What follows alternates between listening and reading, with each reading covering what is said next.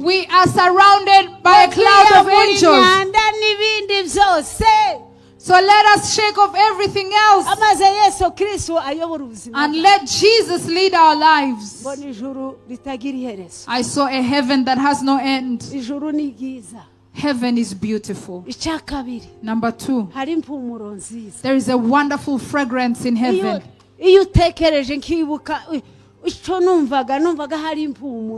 What I remember was the fragrance of life. I asked, what country is this? What nation is this? They told me this is heaven. Heaven. Ijuru. Heaven. Subiramo ngo ijuru. Hallelujah. May God bless you. You look good like people who are going to heaven. Determine yourself and say this. Me and Jesus. The truth is, all that surrounded my life, all that took my worth and value, I am dropping it and burying it today so that I go to heaven. They told me this is heaven. So the Bible is true. They tell us heaven, heaven, heaven, and now I have seen it. They told me that is heaven. When I was talking, I was very young. Then I got married. After getting married, others are married when they are still young. I don't know if this would be the same today, but it was okay for us to get married at that time. We would have children when we were very young, and we would grow together with our children. It was a blessing in our time. But today it has changed. But that's not what I want to emphasize. I want to emphasize how I met Jesus. May God bless you. And may God permit you to listen to what I have to say. I draw you close in the kingdom of God. Those who are here and those who are far,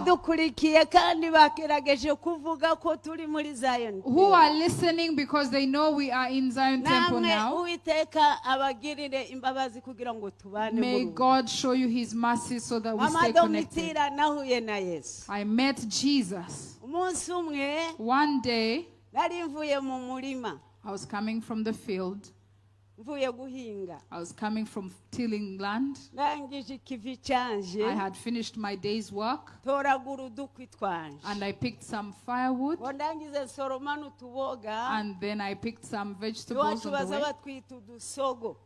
They call them that particular name. So I carried my firewood and my vegetables, and I went home. When I reached home,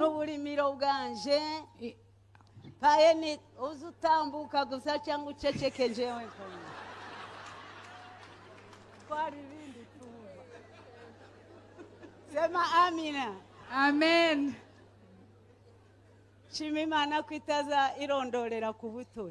I praise God because he doesn't show favoritism. And he's not moved by the lives of people. He will look at you and still choose you. So when I was preparing my vegetables, I wanted to cook the vegetables and make the ugali, but God had a separate plan. As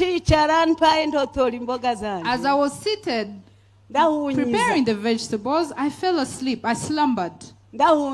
I slumbered as if I was sleeping. In the dream, I dreamt of someone calling me. This person called me by name and told me, Mama Domitil, come quickly, open for me so that I come to your house and talk to you. In the dreams, I rushed to open for this person. But when I reached at the door, as I wanted to open, this person asked me, have you cleaned your whole house for me to sit with you and talk to you? I turned in my house, looked at my house. It looked very dirty. It even smelled. I told him, I cannot lie to you.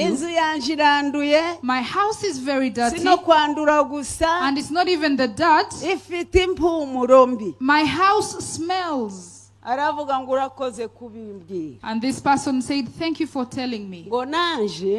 I do not go to houses that are dirty and smelly because I am holy. I have to enter clean spaces. But I have a message for you. The message that brings no shame to us. This person said, I'm going back, but I have a message for you. The message I wanted to give you is a message in the book of 1 Peter 4, verse 3. Up to verse 5. And he said, this is the message I brought you. And I'm going back. After that message, I woke up from my slumber. When I looked around, I didn't see anyone in the house. I rushed out to see the person who was calling me. I still couldn't find anyone outside. I moved in the whole compound. I didn't see anyone. But that message confused me. I checked my house to see how it looked like. When I checked the house, my house was clean. So I wondered, this dirt, this person, this message, I didn't pick anything. But I maintained the message he had given me. And the message I was bringing you, he said, go and check for it in 1 Peter 4 verse 3. And I said, I do not know the Bible. I do not know people who read the Bible. How will I get this message? Who can explain these words for me? I remember a young man who came from the Banyabyinshi who used to preach the gospel, and he would go house to house preaching the gospel to them. I was born and raised in the Catholic Church. I was married in the Catholic Church. I never went to a Protestant church. But that day, I remember that young man who preached. And I didn't like him as a matter of fact, because he would preach things that were contrary to what our religion taught us. But I kept thinking about this young man. Never be ashamed to preach the gospel. Sometimes they might insult you, offend you, but there is a day they will look for you and they will kneel before you. kubera ko ubwo ari ubutumwa buzana agakiza kuri buri muntu. Ntangira kugenda mfite ikimwaro. I started moving in shame. Ndavuga ko ntaza nkunda kumwakira. And I used to say I'm not used to welcoming him. I used to despise him. Uyu munsi ndamuseruka he. How will I go and see him? Ubwo butumwa bwambujije amahoro mu mutima. But this message troubled me. Ariko niheza imbaraga. But I encouraged myself. Ndagendera wa muhungu. And I went to visit him. Yitwaga Thomas Rugenerwa. He was called Thomas Rugenerwa. Mugezeho n'ikimwaro. I reached where he was and I was ashamed. Ugeze kuba watutse. When you go to see people you insulted, people you despise, your heart beats fast and you feel the shame. Never fight your battles because God will fight your battles. I told him, Thomas, you're the one who has a Bible. Can you read for me a word? In 1 Peter 4 verse 3. Does that even exist in the Bible? He said, yes, it is in the Bible. I told him, read for me. He took the word and read for me. What does the Bible say? I will not read, but you will read in your Bible. And may God bless you. The Bible says, for we have spent enough of our past lifetime. We have spent enough of our lifetime in doing the will of the Gentiles. We walked in lewdness, lust, drunkenness, revelries, drinking parties, and abominable idolatries. When he read this word, I didn't understand the message because I wasn't close to the Bible.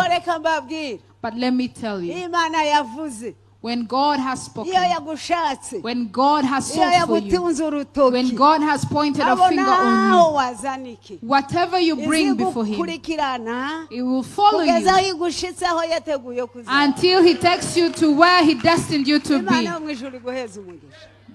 God bless you. So I told him the dream I had. I told him how someone spoke to me and how I couldn't understand the dream. I told him how I saw a dirty house and how my guests didn't want to enter. And this young man said, Mama Domiti, that is Jesus. Jesus knocked on the door of your life. He was knocking. He wants to enter your life. The dirty house you saw is not the house you live in, literally, but it is your heart. The dirt you saw in your house are the sins in your heart. Because the word says, before I stand on the door and I knock, when you hear my voice and open for me, I will enter in your house and I will share with you and you will share with me. Glory to Jesus. May God bless you. I was very angry with the young man. I was like the one who met Jesus. The one who he told to do this and that. And he said, I have done all of that. And he said, if you've done that, go and take all that you have and then feed the poor. And the young man was not happy. He was not happy. He frowned and returned home. That's what happened to me. ndamubwira Thomas we I told him, Thomas, kubera iki wandya umutima why would you speak to me like that? navukiye mu idini I was born in religion. nakuriye mu idini I was raised in religion. iminsi yose iyo nkoze icyaha All the days of my life when I zangenda sin, kwa padiri I go to the priest kihana and I repent. akansengera And he prays for me. yarangiza akapisha pure yo gusoma And then he will give me the rosaries to read. ibyo byahunshinja n'ibyaha nyabaki The sins that you accuse me of, what kind of sins arambwira are ngo they? sinje wabivuze He said, it is not I who ariko said ibyo it, wabwiwe ni ukuri but what you were told is the truth. numva umutima waje urababaye My heart was genda broken. ntamerewe neza kuri uwo I mugabo was not happy with Thomas. subira mu rugo rwanjye I went back to my iryo house. ni itangiriro ry'ubutumwa bwanje And that is the beginning of my maze message. kugera mu rugo I reached home. numva nta mahoro mfite I didn't have peace. ndeba inzu yanje I looked at my house. mbona imeze neza It looked well. ndavuga ariko mana we uyu muntu yaje kumbwira iki I said, God, what hari has this ijwi man come to udashobora tell me? gucecekesha mu buzima bwawe But there is a voice you cannot silence in your life. tangira gukubura I started sweeping my house. tangira gutegura ingeregeri I started preparing my wegeranya vegetables. utuntu twanje twose I started organizing everything. ariko ngo ndangize nagira gutya nkabona ya pica ya nzu y'umwana But every time I would see the picture of the dirty house. buri kintu nakora Everything I tried to do. ndavuga ariko birya Thomas yambwiye ntibyaba ari ukuri I said, maybe what Thomas told me is the truth. reka mfukame nsenge I said, let me kneel down and fata pray. ishapure yanje I'll take my rosary. nari umugaturika 100%. I was a Catholic 100%. nagendaga nambaye shapure na shapurari I would have my rosary every time and wear it. sema amen Amen. nigaga gatikisimo bikomeye cyane And I studied the catechism uko nari narezwe mu nzu y'abatambyi b'itorero rya gatulika because I was raised in a house of believers in the Catholic religion. fata shapure ndayisoma So I took my rosary and read isubiramwo kabiri and repeated it twice. isubiramwo gatatu I repeated it for 3 ariko nta times. kintu na kimwe cyahindutse mu buzima But nothing changed in my heart. nsubira kuri rya jambo I went back to the other word bambwiye that they had told me, kuko igihe cyanyu cyashize kirakwiye where the Bible says that we gukora have ibyo spent enough abapagani time. bakunda kugendera mu nzira z'abanyabyaha We have spent enough time walking in the ways of the gusinda no Gentiles, gusambana drunk no and gukora lustful, ibyangwa n'imana byose and walking in all forms of amaze lewdness, ibigirwamana imbere akaba byo bihinduka and have worshipped abominable idolatries. ndavuga mana we wanyumvishije I said, God, listen to me. nca bugufi I humbled myself. ndasenga I prayed. senga ibidashoboka I prayed for the ariko ngeze impossibilities. imbere y'imana ndarira But then I got before God and I nibuka cried. ibyaha byanje I remembered my sins. umwuka w'imana The aramanukira Spirit of God came upon umwuka me. wera nyereka ko ndi The umunyabyaha Holy Spirit showed me that I'm a umwuka sinner. w'imana nyigisha gupfukama no kwihana The Holy Spirit taught me how to kneel and nje repent. imbere y'imana ndihana I went before God and I nta muntu repented. wanyigishije kwihana No one taught me how to nta repent. muntu wanyigishije gusenga No one taught me how to pray. nasengaga na kusalimu Maria umejaliwa neema na nini na nini na nini Nasengaga mvuga ishapure nambaza Bikira Maria. ariko maze guhura n'umwuka we But when I met Jesus and the Holy Spirit, menya gusenga I learned how to pray. kandi uwo munsi sinzawibaga And I'll never forget that day. mwe nahuye n'umuntu merewe n'ibyaha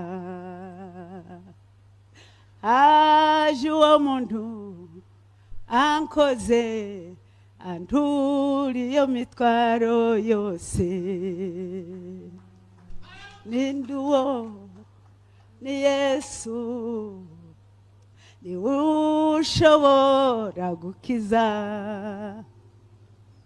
ubuntu bwaje mu mutima ankoze ndahinduka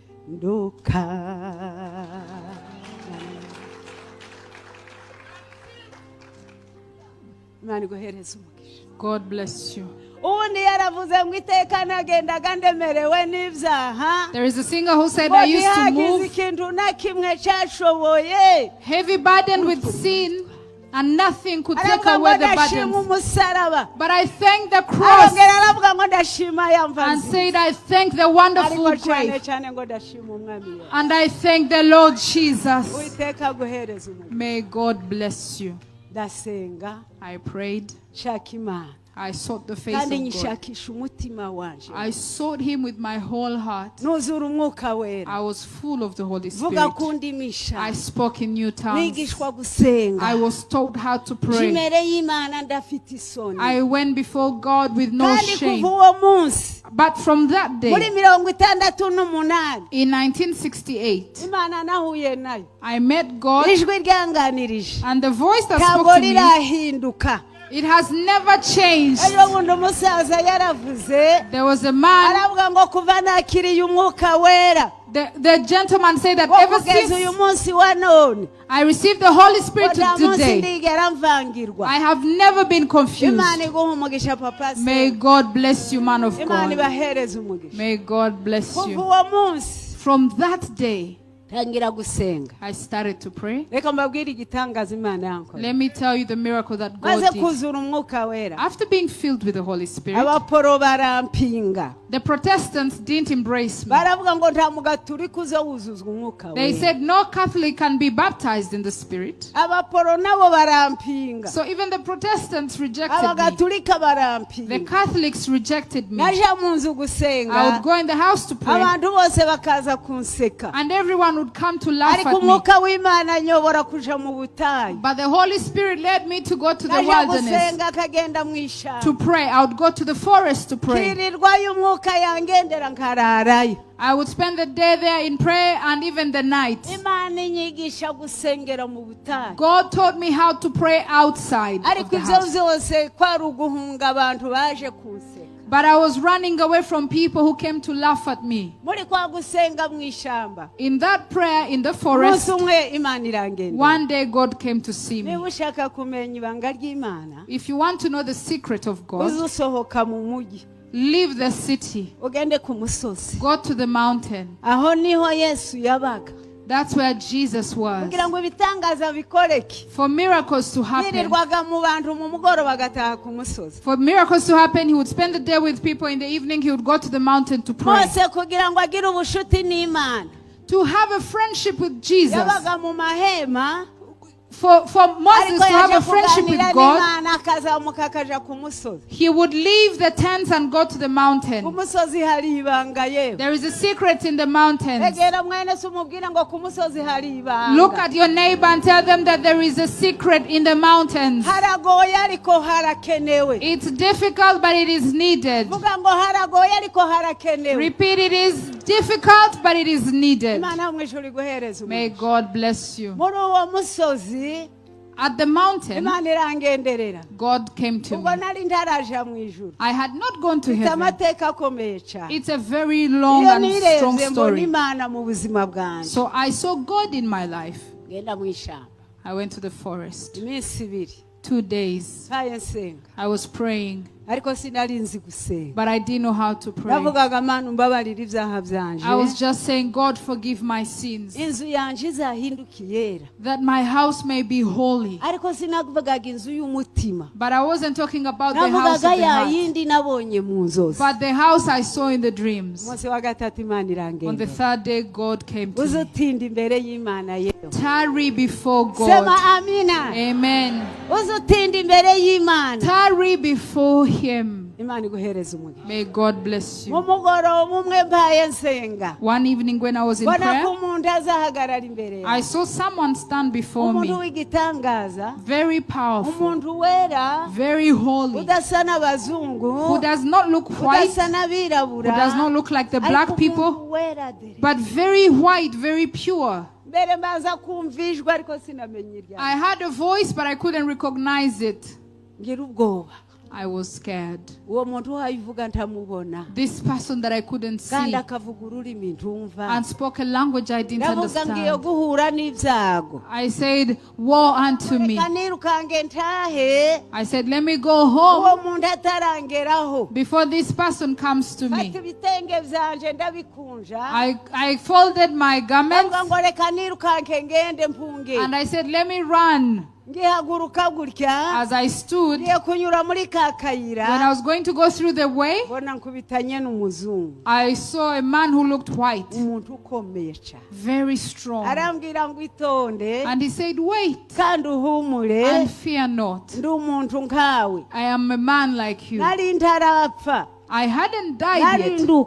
I was still in my flesh. I was not dreaming. I was coming from prayer. Because I wanted to run. And he stood in front of me. And he said, all these days, what have you come to do? I said, I came to repent. And that God may clean my house. And this person said it is important, but sit and let's talk. Tell me what you need in your life. Sometimes God can ask you and you fail to answer. You require to have wisdom to know what to pray for. People who are in the village have suffered. Because we can't think far. But it is by the Spirit of God that we do what we do. This person told me, sit, let's talk. I was not dreaming. I was not asleep. I was not in a vision. I could see him. I sat under the tree and we spoke. He said, what do you need? I told him what I needed. Things that really are not meaningful. That God may forgive my sins and that I may go to heaven.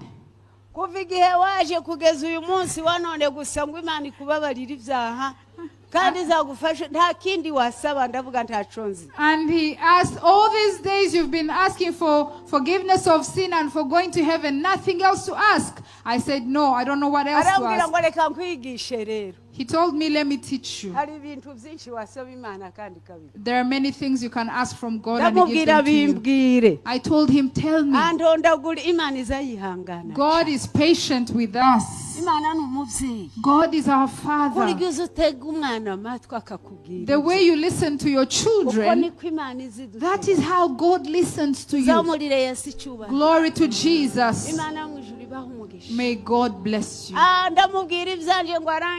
I told him that and then, and he said, that is enough. Let me tell you what to pray for.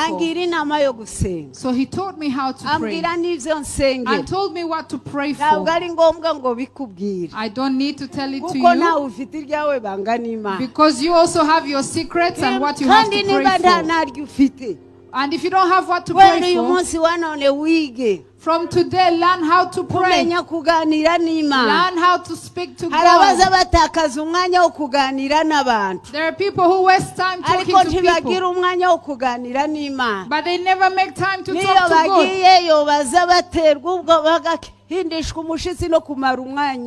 And even when they do, they can't tarry before God. He said, if you need all of those, I need you to do something for me. Are you listening? Amen. Are you listening? That is God. This person told me, what you asked for, you will get it. But there are things you also have to do. I told him, tell me so that I see if I can do it. He said, if you want God to change your life, you need to do God's will. I said, I'm ready, tell me. I was not in the dream. This person told me, there is a request. You need to preach the gospel. I need to preach the gospel, but I have no one to send. I need to find someone to send so that they can preach to those people. And you're the one who brought yourself. And I want to use you. So for you to receive what you prayed for, you have to do what I want. I said, I'm ready. He said, from now on, do not go back home. I'll go with you. You will go to preach the gospel. You will preach to the most difficult people who always hurt others, people who live in forests to kill others, and no one can go to preach to them. But because you brought yourself, let's go and we'll preach the gospel. I told him 3 things. I told him, number 1, I don't know how they teach. He said, it's okay. And I said, I don't speak any other language. He said, that's not your business. I said, I do not know which way to take. And he said, I'll go before you.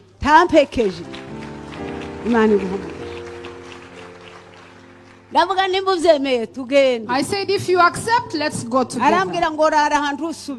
He said, spend the night here, do not go back home. I covered myself to the morning. It was at 5 in the morning. At 5 in the morning, God will visit people. If you can't wake up to pray at 5, nothing will pass you by. In the morning, early in the morning, he woke me up. I woke up and we went together. I was not in a vision. I was not sleeping. We were moving together. We would get tired on the road and sit. The word of God says, when he had created everything, he went back and said, let's create man in our image. We are created in God's image.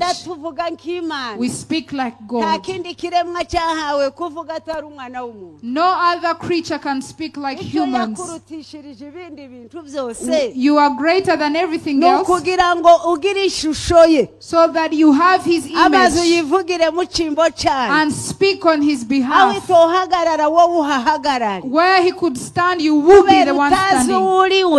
But because you don't know who you are, that's why you confuse things. May God help us. So I went with the man. When we were going to reach where the rebels lived, my brother listened to me. When we were reaching the town, the man told me, sit and let's pray.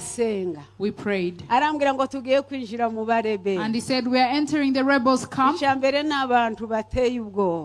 1, they are frightening. Number 2, they have no upbringing, no manners. They live like beasts. But do not fear them. When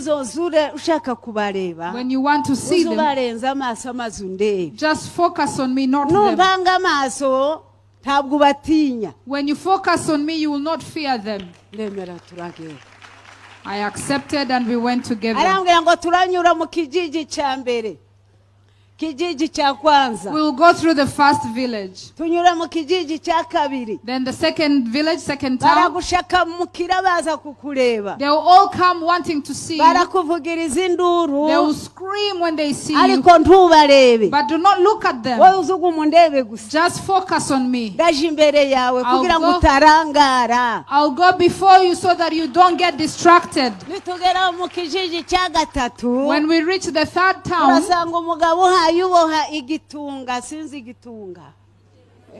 a basket. We'll find a man who has a basket. A basket, he's making a basket, weaving a basket. He's weaving a basket.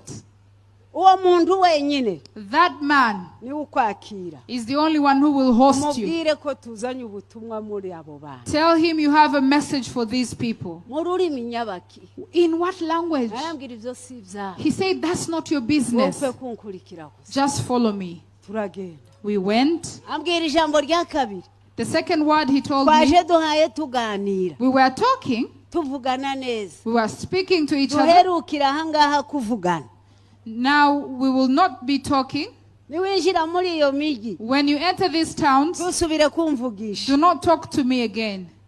ube nkaho uri umuntu umwe. Be like you are with one, you are alone. ndavuga kubera iki. I said, why? twaje duhaye tuganira. I said, we came when we were talking. utangiye kumva ayandi makomandema. Now you're giving me other commandments, instructions.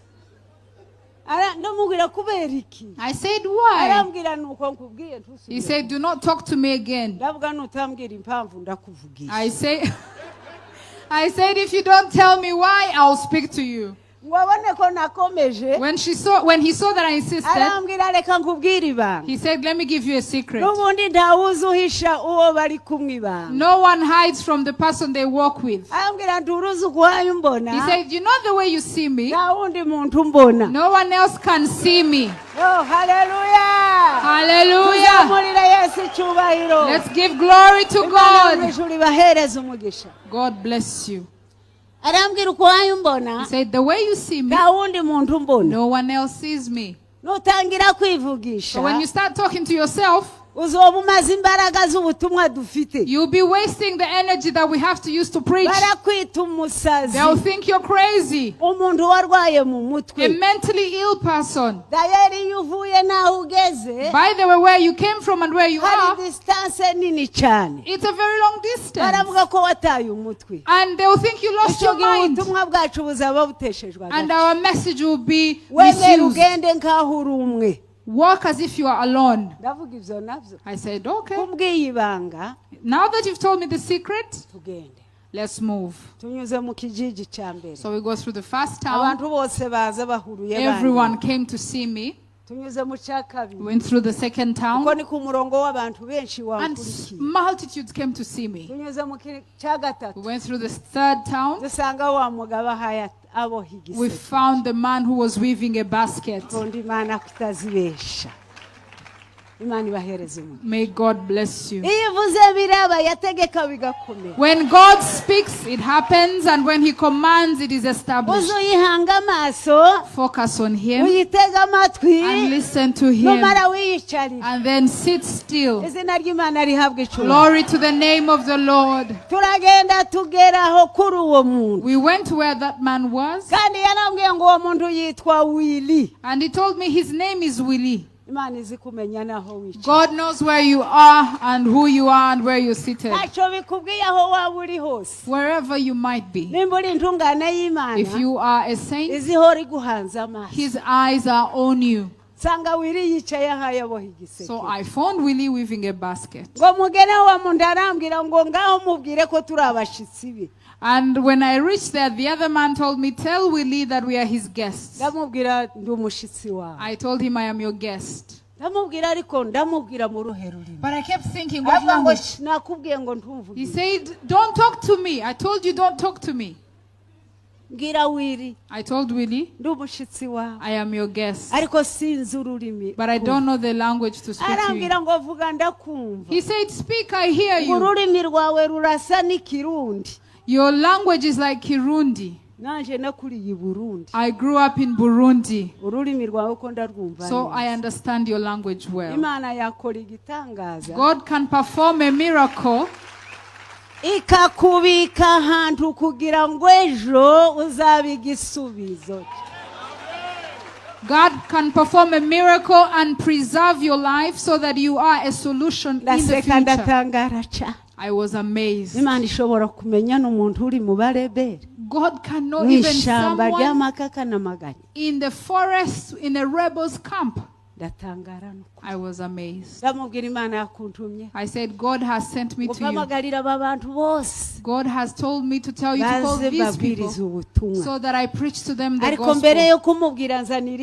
But before telling that to him, he brought me a chair. And he said, sit and let's talk.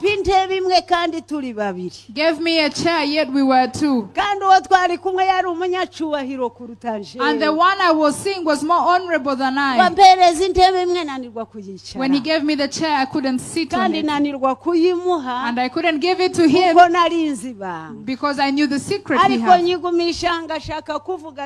I wanted to speak, but I couldn't speak. The other man knew what was in my heart. He sat by the chair in the dust.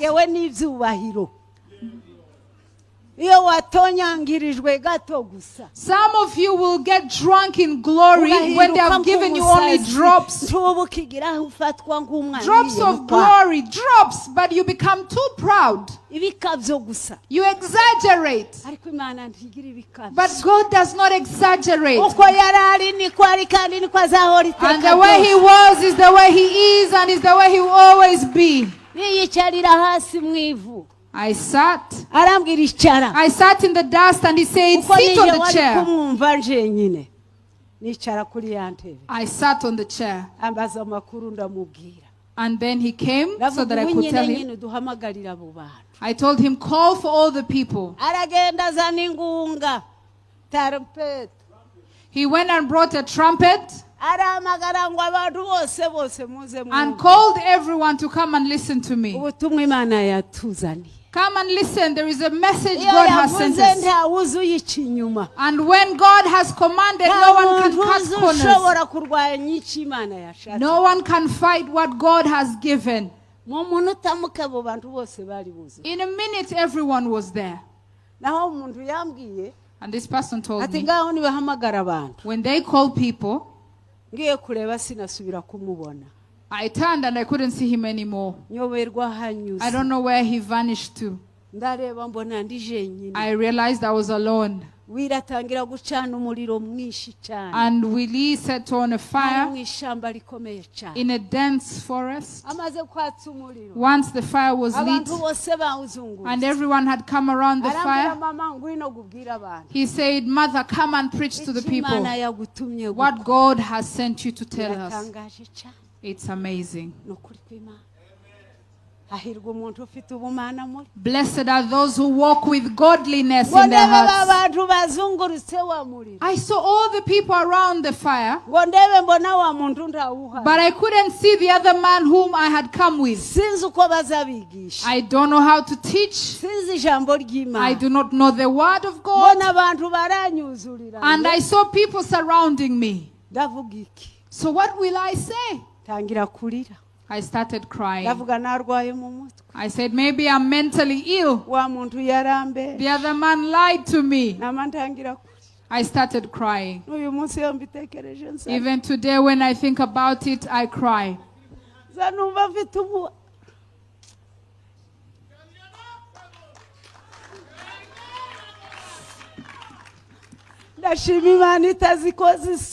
I thank the God who never brings us to shame.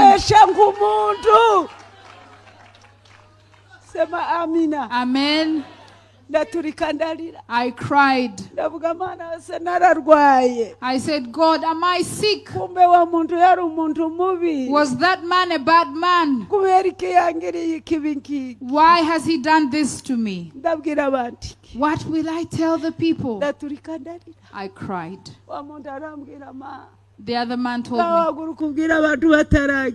Willie told me, speak to the people before they go.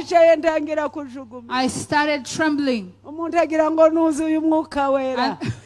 And the other person thought I was full of the Holy Spirit. But I was full of fear. I was sad.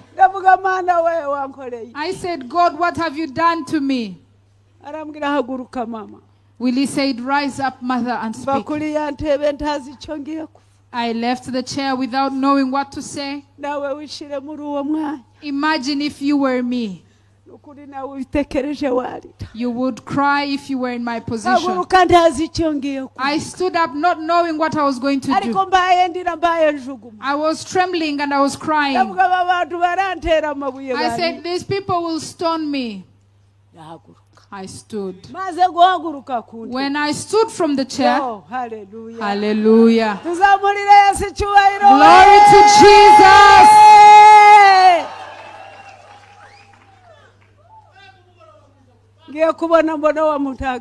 I saw the other man standing next to me. Yes, way. Kupenda sana. Yes, way. Yesu, Yesu. Zavuga ibyiza byawe. Zakubwira abantu. Aho gukomera kwawe Mana. Zambi.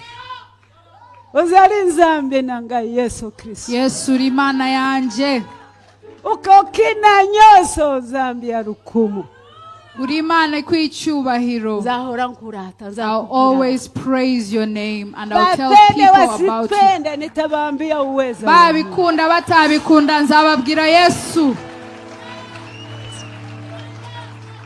Wa muntu afata ijambo. The other man started speaking. Abafite Yesu mufite byo. Those who have Jesus have everything. Uliye na Yesu una yote. When you have Jesus, you have everything. Haja ya kulia na kuomboleza. Ntukagire isoni iyo ufite Yesu.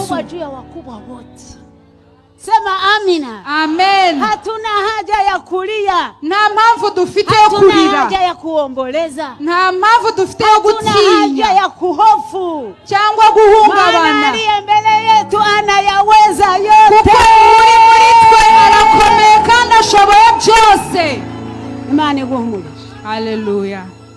Umuntu w'Imana avuga ubutumwa. The man of God preached the message himself. Ubutumwa bwiza bw'ijambo.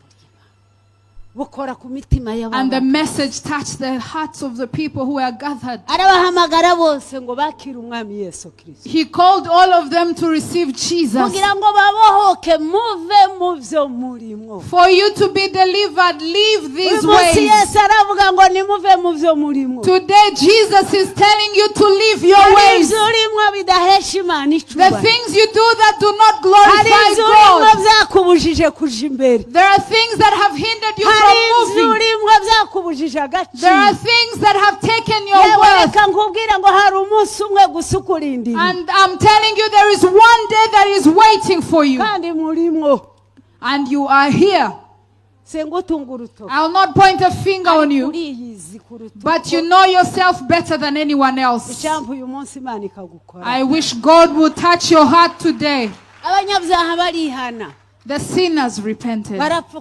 They knelt. The only thing I did, he said, come and let us pray for them. He said, stretch your hands on them. We prayed for them and people cried. People repented. And others said, we want to leave the forest and go home. We left our homes when we were Christians. Now we want to go back home. When God speaks, you cannot change his mind or his speech. And then the Lord commanded. He told Willie, these are in your hands. You will preach to them, and then you will baptize them, and you will show them the direction to heaven. And that was the message. I went back home. When we went back home, Willie looked at me and cried and said, Mother, you are full of the Holy Spirit and you are used by God. Why did you lie? Why did you lie? I said, what did I lie? That you don't speak our language. I asked him, did you hear me speak your language? He asked, what language did you preach in? I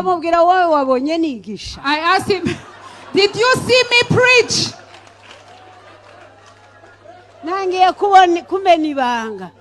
And now I'm breaking the secret. I'm revealing the secret.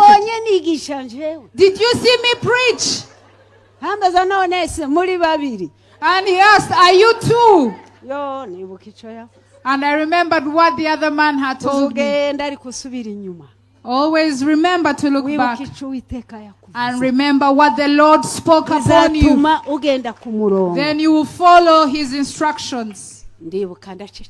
I remembered and I kept quiet. So we talked. I told him how I had come and how God had brought me. And he said, God still remembers you. I used to be a Christian.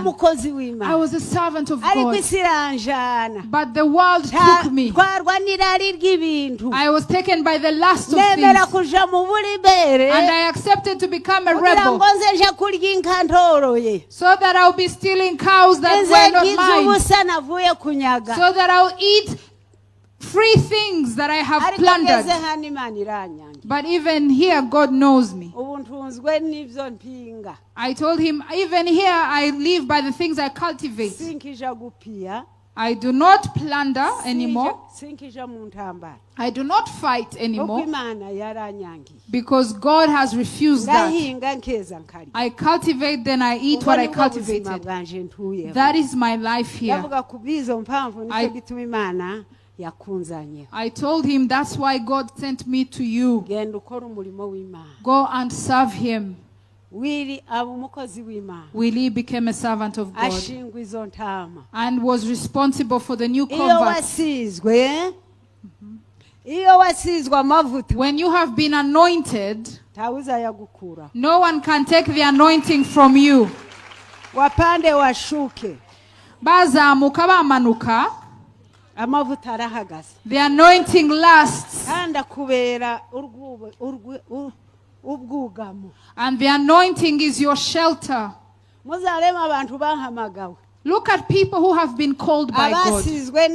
People who are really anointed. The anointing from heaven. Not artificial oil. But people who have been genuinely anointed by God. Anointing from heaven. And they are enabled by God. Watch them. They do not fight here in front. Not even a day. There are places they cannot reach. They will make noise elsewhere. But they cannot come and fight the anointed. May God bless you. We are apostles in the place of Christ. And we have power. And we destroy. We strike and it is removed. And when we speak, it moves. Ariko nta kurira no kubembereza no kongorera kuko uwaduhamagaye ashoboye. So Willie started leading the rebels in the forest. One day he preached in that region and came all the way to Minembwe. What I say has facts. I am not just speaking stories to tell you. In 1968, before you were born, before your mothers were born, the gospel is the same, it doesn't change. And it is not double-sided. You have been confused your whole life and you have even tried to confuse your God. There are people who confuse things and mix things. Let me tell you tonight. You need to change in the name of Jesus. May God bless you. So Willie escorted me. He took me to where the soldiers of Mobutu were. And he told me some words I will not tell you here. But I want to end with heaven.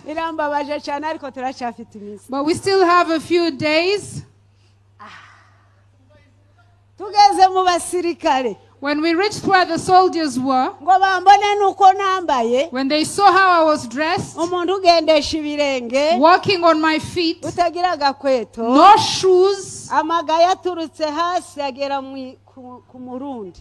I had jiggers all over my legs. Uwandebaga wese yabonaga ko ndi umurebe. Everyone thought I was a rebel myself. Induru iravuga ngo umugore w'abajenesi yaje. And someone said a wife to the rebels has Abasirikare come. barakora n'induru ziravuga. And the soldiers gathered. Abandi bafata position n'imbunda zikomeye And cyane. others took positions with their weapons. Wabagabo banje bari inyuma yanje. And they said, my husbands are Jewe behind me. naje kubarangaza. And I have come to distract the Ubwoba soldiers. burabica. They were scared. Yowe. Tagitangaza. N'ababembe bajugumishije isi. There is no miracle because even the Babembe shook the world. Abantu batabyose bariruka barahunga. People left everything and ran Kubera gusa igisindo cy'abanyabibembe. because of the lepers who were moving at the sound of Ariko God. barankubita. But they hit me. Barankubita kweli. They hit me. Bakanipatisha haya.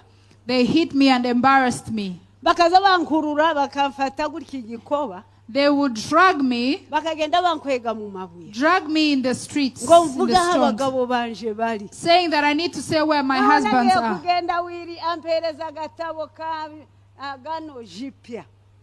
Arambwira ngo gatware ndavuga sintwari igitabo ntazi gusoma. But when I was with Willie, he had given me the New Testament. Ariko arambwira ngo abazakubona bose ufite Bibiliya bazakwita uw'Imana. And he said, when people will see you with the Bible, they will call you a godly person. Baraka gatabo. So I took the New Noneho Testament. bavuga ngo umugore wabari murere. And they would say that this woman, Kabereka ka gatabo. and I would show them Bavuga the jewe book. ndi umukozi w'Imana. I told them I'm a servant of God. Imana yagutumye wa mujinga we. God has Utazi sent you. n'ururimi nguze kutubwira. You, a fool, what have you come to tell us? Bangeza ku bakuru b'abasirikare. They took me to their commanders. Barababwira ngo ko ndavuga ngo ndi umuntu w'Imana. And they told the commanders that I'm saying I'm a godly person. Waje gukora iki? And they kept asking, what have you come to do? Kabereka Bibiliya ndi umukristo naje kuvugisha. I would show them the Bible and tell them I'm a Christian, I've come to preach. Baravuga ngo haguruka utwigisha. And then they said, stand and preach Ariko to us. nuvuga urwo rurimi hayivuga. But not in the language you're speaking. Ndakurasa. Because we will shoot Uko you. Imana si mjinga kama wewe. Because God is not a fool like you. Kumutima ndavuga abaruzi noneho baturi kumwe. I said, I wish you knew the person I am with. Nta nubwo yansize yari iruhande rwawe. This time he hadn't left me, he was with me. Haguruka uvuge. They said, stand and speak. Nahagurutse kabiri. I stood quickly. Aze guhagarara. When I stood up, Mwene data fatija. my brother started speaking. Avuga. God started speaking for himself. Imana ni Imana ikora ibyishimo. God is a powerful God. Wa muririmbyi yavuze ngo sinzi uko ibikora. There is a singer who Sinzi said, nuko ibigenza. I don't know how you do Ariko it, icyo nzi ni but kimwe. what I know is Iyo this. ivuze biratunga. When you speak, they will listen. Wa muntu avuga ubutumwa bwiza. The other man preached himself. Noneho byari bikigoye. It was not difficult Nta anymore. mpamvu yo kurira no kujugumira. No need to cry or to tremble. Kuko uwigitangaza yarahagararanye. Because the miraculous man was standing next to me. Ubutumwa bwiza. I preached the gospel. Abasirikare batangira kuzura umwuka The wera. soldiers were filled in the spirit Atararangiza ubutumwa. before he even finished preaching. Ngo amare kwigisha. After preaching, Amagara abantu bose barapfukama. everyone he summoned and they knelt and they repented Iyo their Yesu sins. yaje haba kwihana. When Jesus comes, people Imana repent. ishimwe kuko iri yinga ari yinga ryo kwihana. Praise God because this is a week of Imana ishimwe repentance. kuko ukwezi ari ukwezi ko guhimba. Praise God because this is a month of repentance. Mwiyambure byose byose byababase. Take off everything that has Kubite bound you. hasi mu izina rya Yesu. Drop it down in the name of Jesus. Ngo ndangize bampa amakado. Then they gave me gifts when I Wa finished. muntu arambwira ubutumwa burarangiye. And the man said, the message has finished. Turataha. We went back home. Tugiye gutandukana. When we were about to go our separate ways, Arambwira subira hahandi watereye. he said, Harya go, wari kusengera. go back to the place you were Ahandi praying wari from. ukubisa amavi. The place you used to kneel. Aho twahuriye niho usubira. Go back to where we met. muze musubiraho mwatereye. Go back to where you met God. Muze mumenyaho mwubatse ibicaniro. Know where you built your altar. Muze musubiraho mwashinze. Go back to your altar. Hariho abandi batagira ibicaniro. There are people who do not have altars. Abo ni babateje ibibazo mwisi. They are the ones who bring problems in this world. Batagira iyo bava niyo baja. They have nowhere they are coming from. Bagira na gahunda yo kuja mwijuru. They have no plan of where they are going. Barimwo biteye iso. They are not going to heaven. It's an embarrassment. May God bless you. We went to the other place. When we reached there, he said, what we did, do not tell anyone. Go and keep it as a secret. To the day I'll tell you to speak. But do not tell anyone what we've done. Go back home. You have accomplished what I told you. I will do what you asked me to do. You can clap your hands better than that.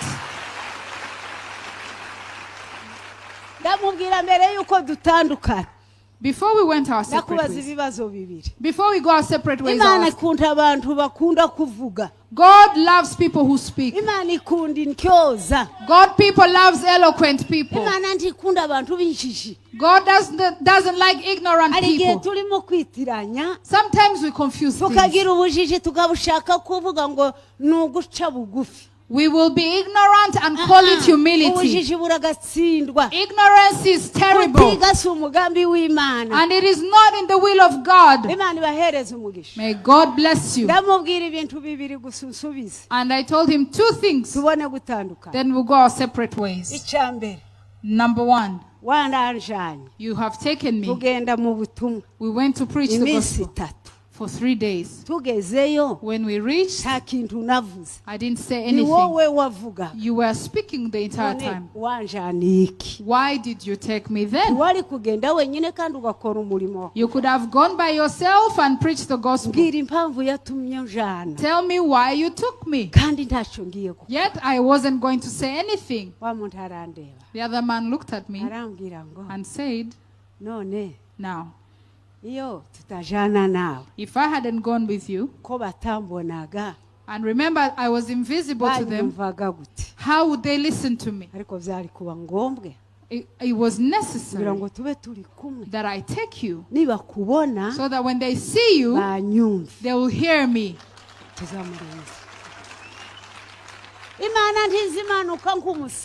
God will not show up like a mad person.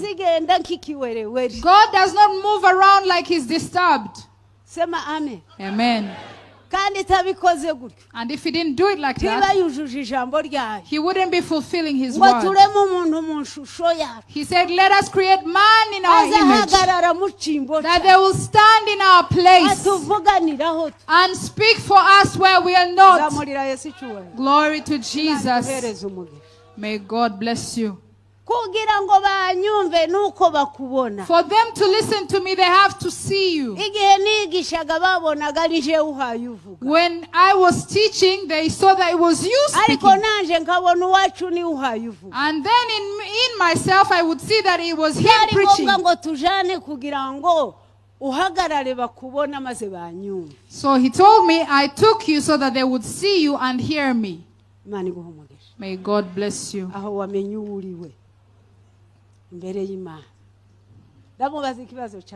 I asked him the second question. Why did they beat me and drag me in the stony street?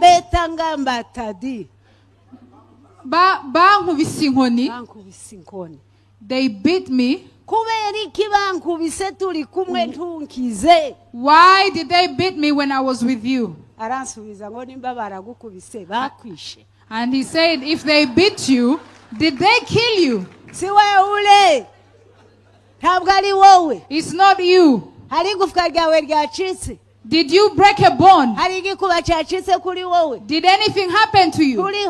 Aren't you alive? And I realized I was alive. And I was overcome. Let me tell you, my brother, what God created you for was that you stand in His place and speak for Him and stand for Him where He is invisible. When you stand, let Jesus be visible in you. Hallelujah. So I went home and he went his way. But what I want to say, this was the way of God. For God to reach you, He has to pass through someone else. For God to reach Apostle, He has to go through Mama Apostle. For his prayers to be answered, He has to go through you. Every time you move, say that I am the way God uses. I am the way God has chosen, that I represent Him. May God bless you. Tell your neighbor, you are the way. You are the way that God uses to reach people. May God bless you. We went. I'll close talking about heaven. When I reached home, news had spread that I was filled with the Spirit, that I had lost my mind, that I had been lost. They couldn't find me. But when I showed up, they took me to the Catholic Church and went to say what happened to me. The Catholic Church summoned me. They asked me what I had encountered. I told them I met Jesus. I was filled in the Spirit. They said that's not the Spirit. They said those are spirits that have attacked you. Kneel down and let's pray for you, so that those spirits leave you. We'll give you the water of blessing. Then you become normal again.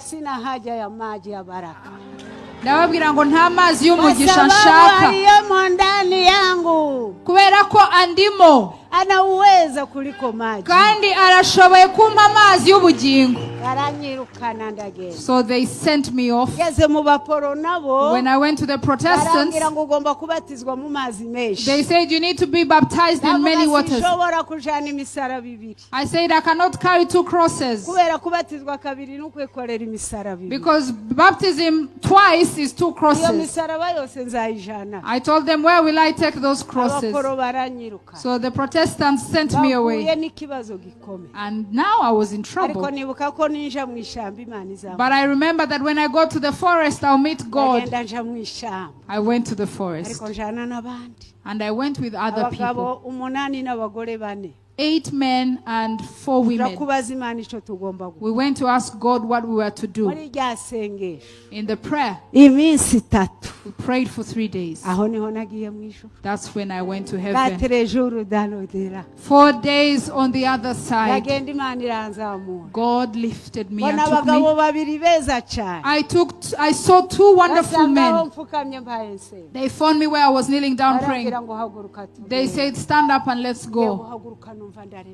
I stood up and I felt heavy. When I wanted to move, I was so heavy. So they took off something like a dead skin, and it fell down. Like a coat, when it fell, I felt light. That's when I stood. I was coming from the flesh.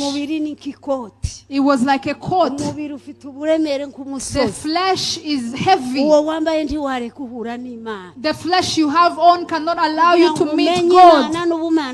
For you to understand God in His power, you need to take off all the heaviness of the flesh, throw it down, and then the angel of God will lift you up in His glory. And that's how we went with the 2 men. Heaven exists. Heaven exists. Tell your neighbor, heaven exists. Tell your neighbor there is a heaven. There are some of you who don't want to repeat this. But let me tell you, heaven exists. And I will go to heaven. Wabikunda utabikunda mama Domitira nzajya mu ijuru. Kubera iki? Iryo juru nararyiboneye. N'amaso yanjye ndyumvisha amatwi yanjye. Nagendanye nayo. I went on the red carpet in heaven. So how can you stand in front of me? Amen. They took me to heaven. I saw a wonderful place. I was amazed. I saw a town or a city that has no beginning or end. I saw glory I have never experienced. I have no words to describe what I saw. But I want to tell you that heaven exists. And if you believe in Jesus, you will see. You just need to shake off what is a burden to you. All the things that surround you. We are surrounded by a cloud of angels. So let us shake off everything else and let Jesus lead our lives. I saw a heaven that has no end. Heaven is beautiful. Number 2, there is a wonderful fragrance in heaven.